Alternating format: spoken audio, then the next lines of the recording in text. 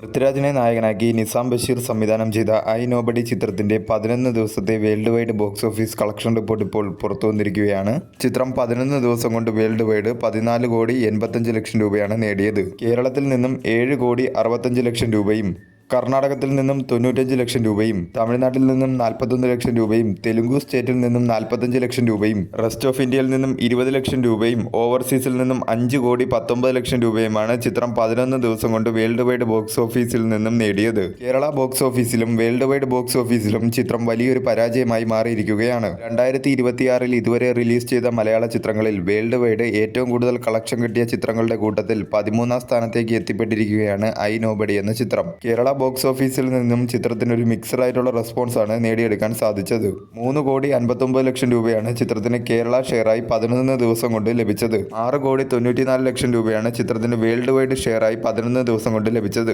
25 കോടി ബഡ്ജറ്റിൽ ഒരുക്കിയ ചിത്രത്തിന് ബഡ്ജറ്റിന്റെ 27.76% മാത്രമാണ് തിയേറ്ററിക്കൽ റിക്കവറിയായി നേടാനായി സാധിച്ചത്. 18 കോടിക്ക് മുകളിൽ ചിത്രത്തിന് ഷെയറും 40 കോടിക്ക് മുകളിൽ ചിത്രത്തിന് വേൾഡ് വൈഡ് കളക്ഷനിലും ലഭിച്ചാൽ മാത്രമേ ഹിറ്റ് ടാഗിലേക്കെങ്കിലും എത്തിപ്പെടാൻ സാധിക്കുകയുള്ളൂ. നിലവിലെ ബോക്സ് ഓഫീസ് സാഹചര്യത്തിൽ ചിത്രം ഒരു ഫ്ലോപ്പായി മാറിയിരിക്കുകയാണ്. വിലായത്ത് ബുദ്ധ എന്ന ചിത്രത്തിന് ശേഷം പൃഥ്വിരാജ് നായകനാവുന്ന ഐ നോബഡി എന്ന ചിത്രവും തിയേറ്ററുകളിൽ പരാജയമായി മാറിയിരിക്കുകയാണ്.